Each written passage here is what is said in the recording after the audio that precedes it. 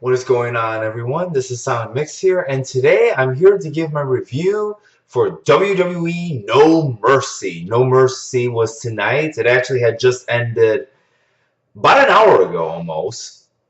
And this was a very weird lineup that they had as far as like the match order goes. And the overall No Mercy, I actually thought this was actually a little bit weaker than the Backlash show. I actually thought, comparing this show to Backlash, I actually thought Backlash was more better than this show. But let's go over the matches here, shall we? So, the night kicked off with the kickoff match. It was American Alpha and the Hype Bros versus the Vaudevillains and the Ascension. 4-on-4 tag team match. Nothing too special. The match was fine. It was okay at best. This was a typical standard 4-on-4 tag team match. It kind of this actually felt more like a SmackDown type of tag team match, which once again didn't really feel too special. Towards the end of the match, Jason and Gable hit the grand altitude. I can't even pronounce it for the life of me. Sorry. But you know what I'm talking about. They hit their finisher. They pick up the win. Hype Bros and American Alpha. I give this match a 2 on the dot. Like I said, it was an okay match, but this felt very SmackDown-like caliber 4-on-4 tag team match. Now, this is the part of the show where the lineup got very super confusing and stupid at the same time. So the match kicked off for the first time ever in pay-per-view WWE history. AJ Styles, Dean Ambrose, John Cena. The match to kick things off. First time ever. The main event kicks off the show. Complete confusion on why. Why did they do this? I mean, okay, maybe they wanted to do a first time and then just get it out of the way forever, but I thought this was pretty stupid to open it up with the WWE title. I thought it was. Now, first thing that came to my mind was the Intercontinental title was going to be on last, but we'll get to that in a second. But the match itself, I actually thought the match was great. I love the double German that Cena gave to Styles and Ambrose. There was the good transition where Cena had AJ on his shoulder. He used AJ as like a weapon to kick Ambrose to the rope. AJ got off of Cena, hit him with the Inezaguri. Ambrose bounced off the rope, gave him the clothesline. There was the reverse DDT and then a DDT that AJ gave to Cena and Ambrose. There was a good spots in this match. However, there were two things I thought that hurted this match quite a bit. The first ending, where what was it? Ambrose had AJ in his calf crusher, and then Cena put the STF. AJ tapped out. There was no winner. And in most cases, the match ends and the champion usually walks out as victorious or the belt is vacated.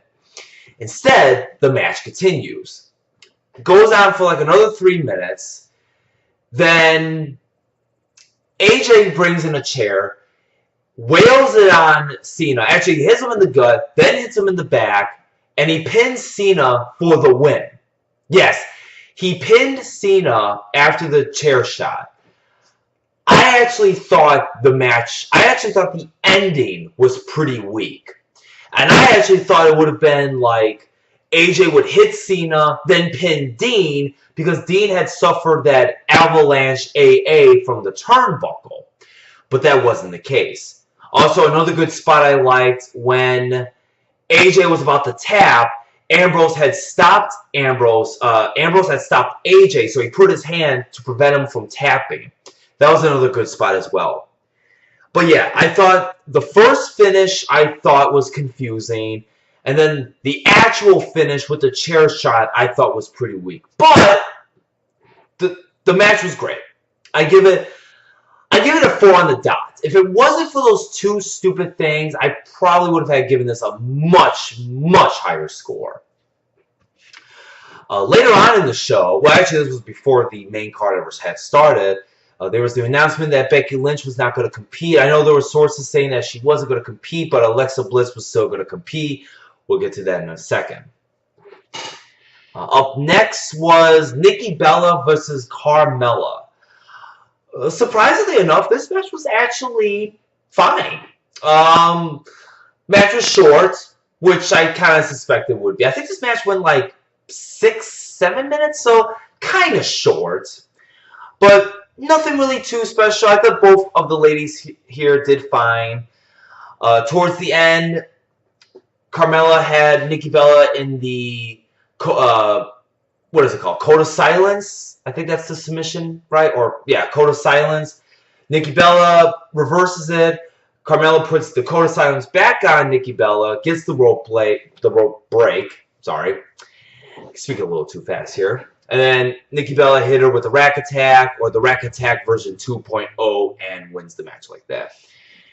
I kind of suspected Nikki Bella was going to win. I did not think Carmella was going to win at all, which I did predict Nikki Bella was going to win. I give it a 2 on the dots. And that may be being a little bit too generous, but like I said, I thought the match was surprisingly fine.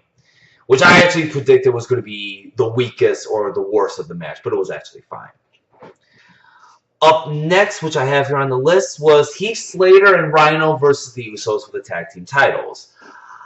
I actually thought this match was a little bit weaker than their first match at Backlash. I actually thought their Backlash match was actually a little bit better than this. There were a couple of slow points. The match kind of did pick up towards the end. Crowd really wasn't into it towards the end, as I mentioned.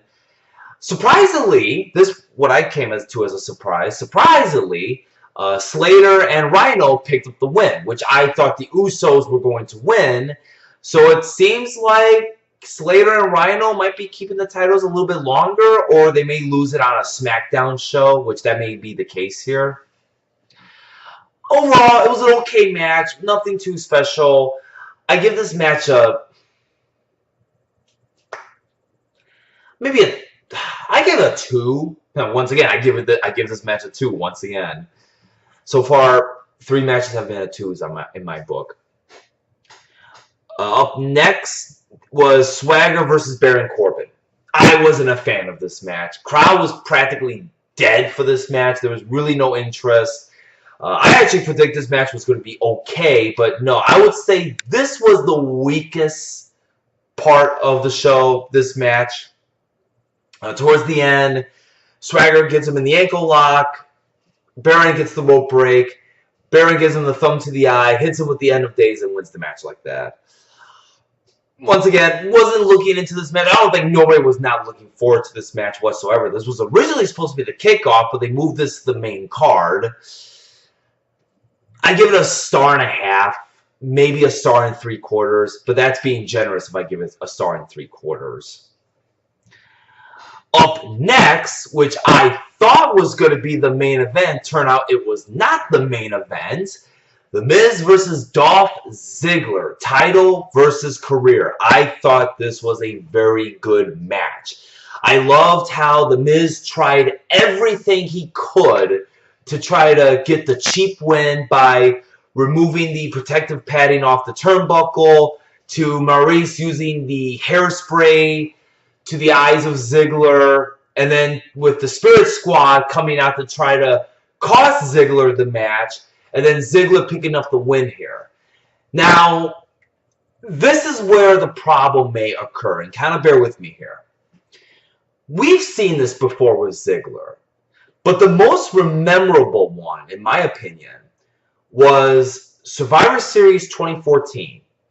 When Ziggler was in the traditional tag team, it was Team Cena versus Team Authority. And Ziggler was the lone survivor against 3 other guys. And he pulled off the underdog upset and beat the remaining 3. And I remember saying to myself, wow, it seems like they're going to do something huge with Ziggler because he just took out the remaining 3 of Team Authority. And this kind of resembled that in a way. From the removing of the turnbuckle pad, to the hairspray, to the Spirit Squad coming out, something tells me, even though Ziggler had won, and he looked really good and really strong in victory tonight, but I have that hunch feeling, and I hope I'm wrong, but I have that hunch feeling that tonight he looks really good, but within a month or two, he's going to look sloppy and almost become a nobody. I hope I'm wrong. I'm really hoping I'm wrong, but I'm not going to hold my breath on that. But I love the stuff they pulled off here. Very good match. I give it a 3. I'll give it a 3.5. I thought it was that good. Maybe a 3.75 to be generous, but around that range, 3.5, 3.75. Up next was Alexa Bliss versus, well, Alexa Bliss that came out, cut a promo, and eventually there was this mystery opponent, and it was Naomi. Nobody was not into this match whatsoever. Crowd was dead. They were actually chanting boring. There was a We Want Becky. Then there was a We Want Sasha chant by one guy, which I hope he knows that Sasha's on Raw. Nothing too special out of this match. Surprisingly, Naomi won, which I thought Alexa was going to win. And yeah, the match was just kind of whatever. I give it a 1.25 stars. Yeah, about 1.25 stars. I didn't like how Naomi won, especially when they've been building up Alexa. But she is due for a title till like November 8th. I think that's the marker right there. But I give it a 1.25 stars, maybe a 1.5 stars. And then the main event, Randy Orton, Bray Wyatt. Surprised the hell out of me that this match was the main event, but there was a good hunch that there was something going to happen, which it did, but we'll get to that in a moment. Match itself. I thought the match was fine. Slow. Bray did kind of dominate it for most of the match. Match did pick up a little bit towards the end, and then the lights go out, lights come back on. Luke Harper is standing there. Crowd goes wild. Bray hits him with the Sister Abigail and gets the pin right there. I like the ending, and I love the fact that Luke Harper is on SmackDown and not Raw, which sources were saying that he was going to be on Raw teaming with Strowman, but thank God he's on SmackDown because now we got the original Riot family back on the team, which I think that is really super cool. I give this match a 3. I give it a 3 on the dot. Like I said, I think the ending added to the match. If it wasn't for the Luke Harper thing, I probably would have given this maybe a 2.75. But I thought the Luke Harper ending added to the match. So I would give it a 3 on the dot.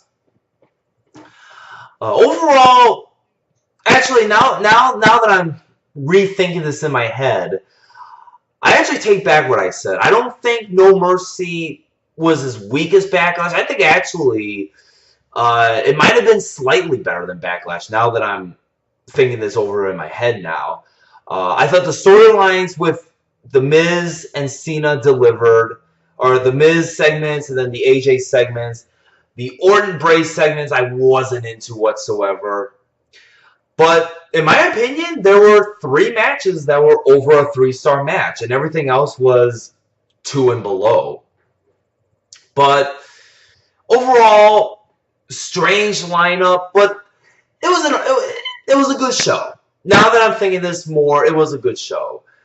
Overall, I give it a 6.75. Not quite a 7. I think if the Becky Lynch and Alexa match would have happened, it probably would have gotten that good 7. But I think the Becky and Swagger match kind of brought it down a little bit. But I would say now that I'm rethinking this over in my head as I'm doing this, I would say now this is on par, maybe slightly a little bit better than the Backlash one. Alright, well, with that being said, this was my review for WWE No Mercy. I hope you guys enjoy. Please leave your thoughts, comments, whatever in the comment box section below, and follow me on Twitter and Twitch. Also, I am going to be live streaming on Twitch right after this video gets uploaded, so if you want to join me, just click on the link down below to join me for the Gears of War Marathon. Have a good night, everyone, and I will see you later.